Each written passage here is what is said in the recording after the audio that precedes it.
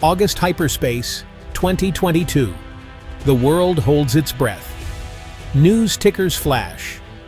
Pelosi's plane enters Taiwan airspace. U.S. Speaker defies Beijing. China threatens retaliation. The moment Pelosi's plane lands, cameras catch every second. Crowds gather, some cheering, others stunned. For Taiwan, a bold show of support. For China, a slap in the face. Minutes after landing, Pelosi steps out, smiling, unshaken. Beijing's TV screens fill with angry analysts. The world is on edge, waiting for the first shot. But it never comes. Not yet.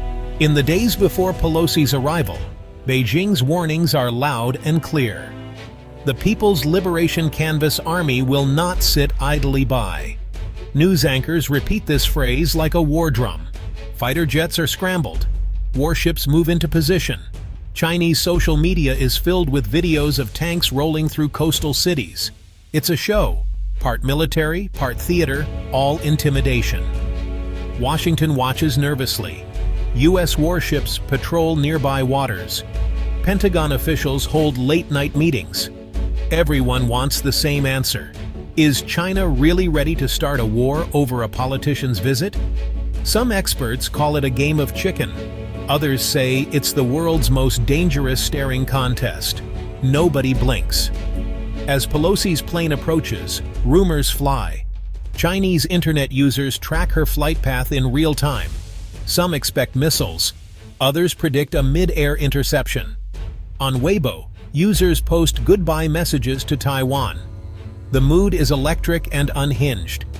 Beijing's state media fans the flames. They warn of consequences. Yet for all the tough talk, there is uncertainty beneath the surface. Will China risk everything for this? Will the U.S. really defend Taiwan? As night falls, everyone waits for the answer.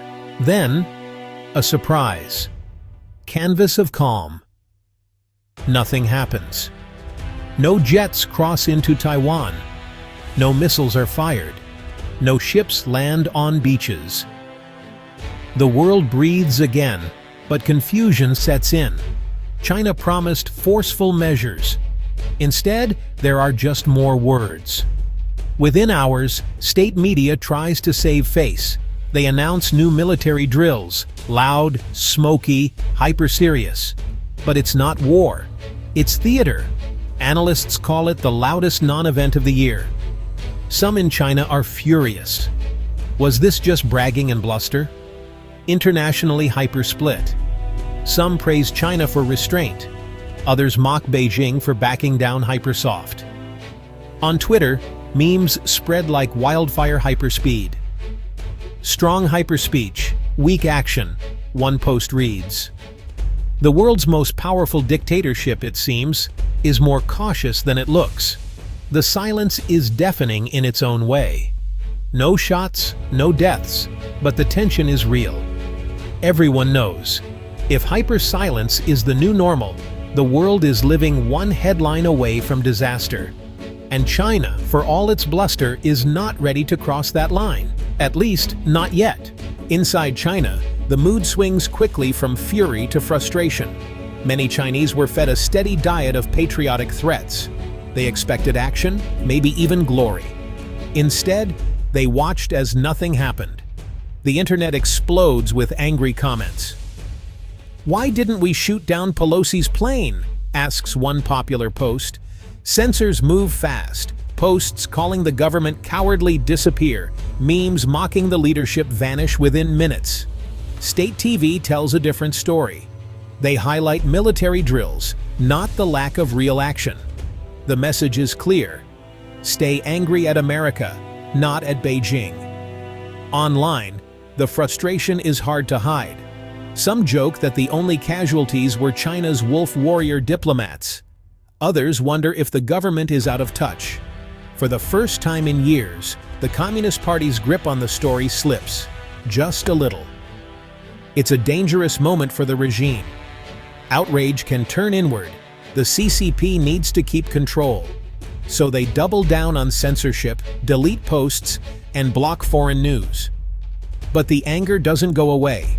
It just goes underground, where it festers, waiting for the next crisis. To understand today's crisis, you need to know the history. For centuries, Taiwan was a quiet outpost of China's empire, mostly ignored.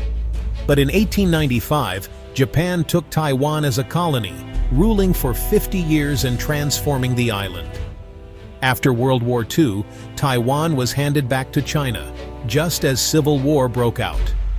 The defeated nationalists fled to Taiwan, claiming to be the real China. From then on, there were two Chinas, each claiming legitimacy, but only one held the mainland. The 1950s and 60s saw real fighting. Mao Zedong tried twice to invade Taiwan. Both times it was a disaster. The US Navy sailed into the Taiwan Strait, daring China to attack. They never did. American support kept Taiwan safe, but not comfortable. Washington's promises were never simple. Officially, the US recognized only one China, but unofficially it armed Taiwan, trained its soldiers, and threatened China with massive retaliation if it attacked. This was the birth of strategic ambiguity, a policy of not saying exactly what America would do. The Cold War made things even trickier. For a while, the US even pretended that Taiwan was the real China. That ended in 1979, when Washington switched recognition to Beijing. But secret deals stayed in place.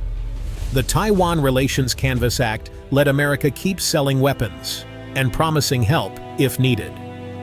Through it all, Taiwan was always on edge. The threat of invasion never went away. But with America as a silent partner, the island survived. Mao's dreams of liberating Taiwan died with him, but the rivalry lived on. Canvas. After Mao, canvas things changed. China grew richer. Taiwan became a democracy. But both sides still claimed to be China.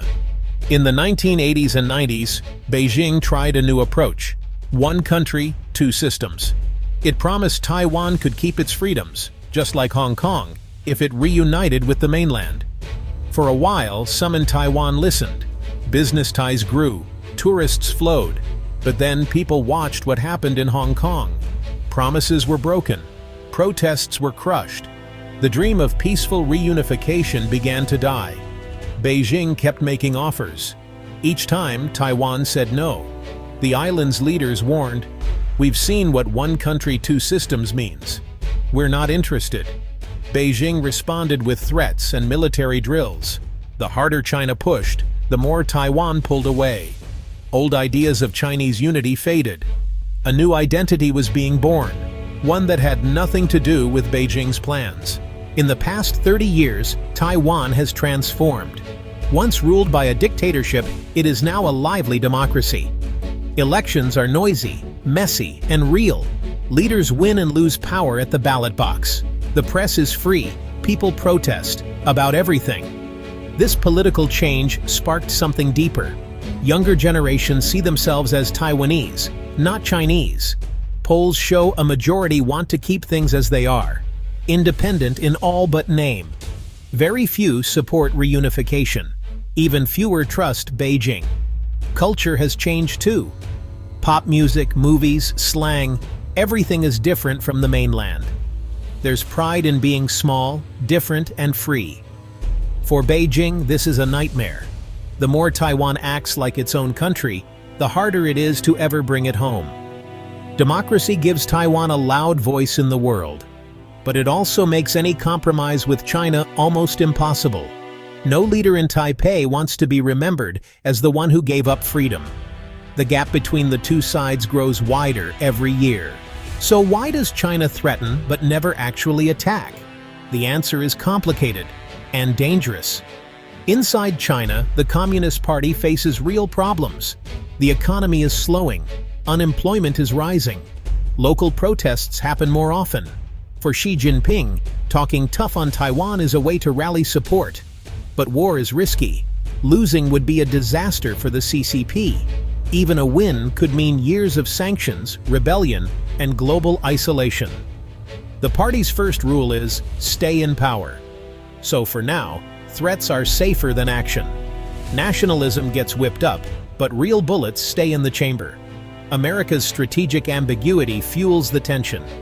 China can't be sure if the US would fight for Taiwan. Taiwan can't be sure either. This keeps everyone guessing and on edge. The danger is that one day someone guesses wrong. The longer this game goes on, the more dangerous it gets. Nationalist pressure can push leaders to make stupid choices. A small crisis could spiral out of control. The world is a single miscalculation away from disaster. If Beijing ever decides it has more to lose from waiting than from fighting, the fireworks will be real, and nobody will be safe.